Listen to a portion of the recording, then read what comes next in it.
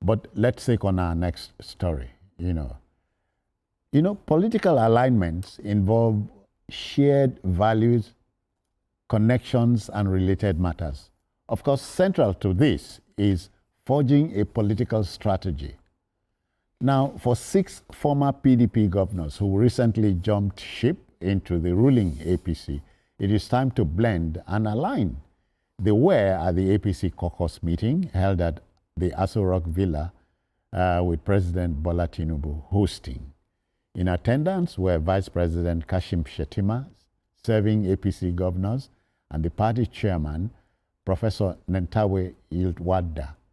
The new faces included Siminalayi Fubara, River State, Peter Mba, Enugu State, Sheriff Oboreveri, Delta, Doyi Diri, Bayelsa, and Umoino, Akwa Ibom, plus Agbu Kefas, Taraba.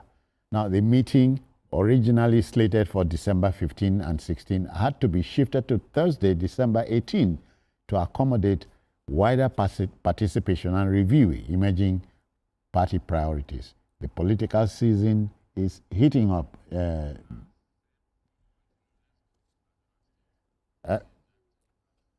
But before we team up with BKO, let's go to Kaduna State, where the governor there is organizing a Christmas carol for the citizens. Okay, but journalist hangout continues on our other platforms. So BKO, the political season is heating up, as you can see. Yes, if anybody told me that we'll be in this situation, I swear to God, I will say no. I can't lie. The implosion that is going on in the PDP is not what I could have predicted. As things stand now, I think they are just left with 4 governors. As at the last count. Who are not even seeking re-election. See, even those who are not seeking, Doyediri is not seeking re-election. But he's gone to join APC. The 4 who are left. I mean, even the 4 who are left. No. Yes, I'm saying even Doyediri, who has left, you can is break not it seeking. Down in the south, where you have 17 governors. See, only one is the standing. way it is, even if they are not seeking re-election, they are still living. Yes. Okay. Because Doyediri has won a second term. But as you can see, he has joined the APC. So he must also produce a successor. Yes, so the politics, you see, the biggest problem is many of them don't think that they will be able to contest on the platform of the party because of the crisis. Okay. And I talked about the extent of the crisis. Why INEC had to even call them. And people are saying, INEC, what's your business? Don't get involved with party activities. INEC wanted them to resolve things to stand a good chance of being on the ballot. Yeah. Because let's face it, you can take a matter to court, but you cannot determine when your matter will be heard. Exactly. Dariye, former governor of Plateau. Yeah. They took the matter of emergency rule in Plateau to court. The matter was decided after he finished having the suspension. Yeah. The same thing happened with Fubara. Yeah. So now, parties know that they must produce their candidates before the end of the first half of 2026. Except we are not using the 2022 Electoral Act. So now we are in December.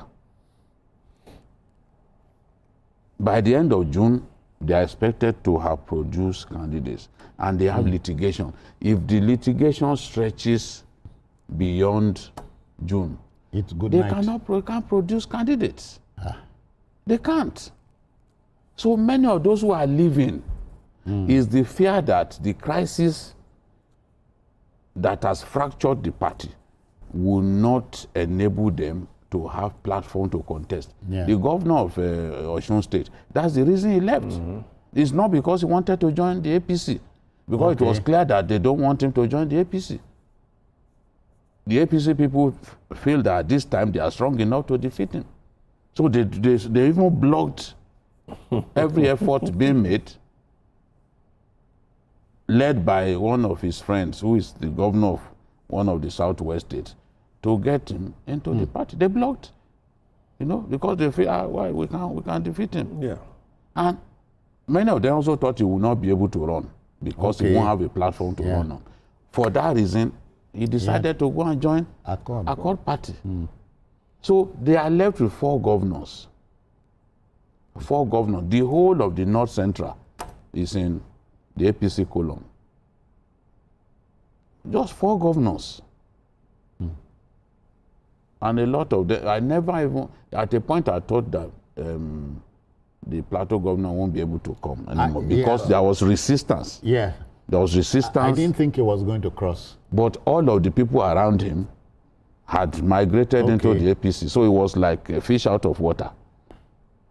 So I can understand why maybe at the end of the day, the president got involved and all that. Having a governor is an asset, is strength. He was the last to join.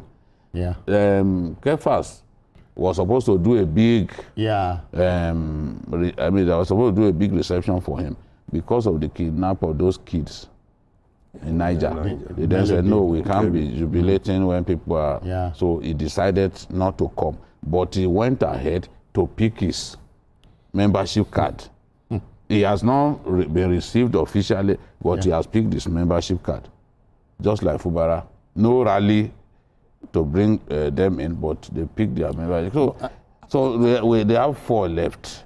Are you surprised that former Senate President Anyim Pius Anyim and Senator, the Enugu man, the one that stopped former President Obasanjo. Ken Naman. Ken had been in the APC for long. It's not new. He's been in the APC for so long. Senator Anyim Pius Anyim, they joined the crowd. Anyim too has been there for a while, even before the last election.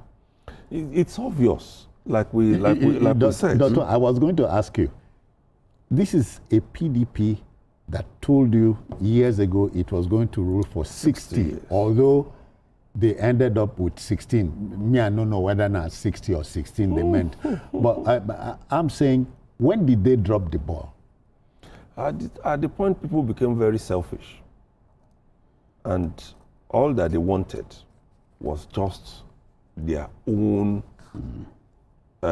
position of selfishness to be fulfilled.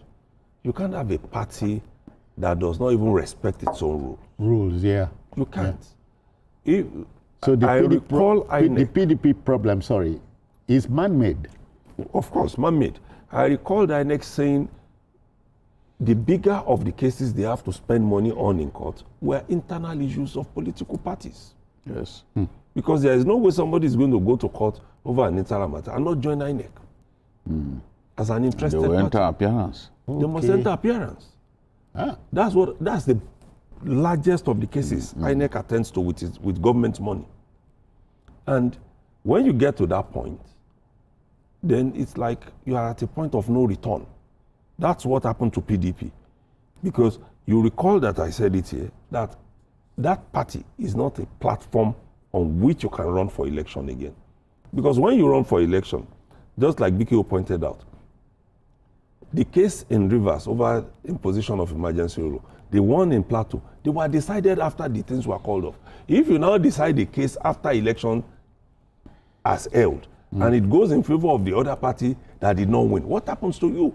So you are safer moving to a platform where you are sure there is no contestation. Otherwise, if your little niece or nephew asks you, Uncle, who is the chairman of the PDP? You have no answer. I will tell there are 2 chairmen. That's what I'll just say simply. Yes, there are 2 chairmen.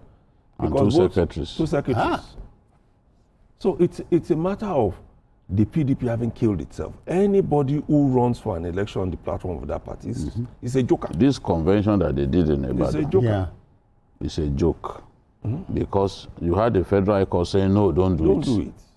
you now went and procured judgment from a state high court. Federal High Court has jurisdiction over federal agencies. Okay. Now, the same court that they procured the judgment from is saying, look, I don't have jurisdiction to order INEC to do whatsoever. Does that not show that the case has died a natural death? So all of the people you suspended, all of the people that emerged from that convention, because you can't build something on nothing. Yeah, you can't. All of those people, that's why people like Wike, they are still contesting. They are confident that that convention will be a nullity. So why not do what Saraki asked for? Yeah. That convention, not now. Let's have a caretaker committee that will run the affairs of the party. I would have expected them. You gave Saraki a job, Bukola Saraki a job to reunite party members. Yeah. And he said, no, let's not do convention now. But you will not listen. Not listening, because this is now an ego trip, a battle for supremacy between the contending forces. And at the end of the day, you allowed one of the biggest and most loyal individuals to the party, Sule Lamido, who is a foundation member. You blocked him from contesting.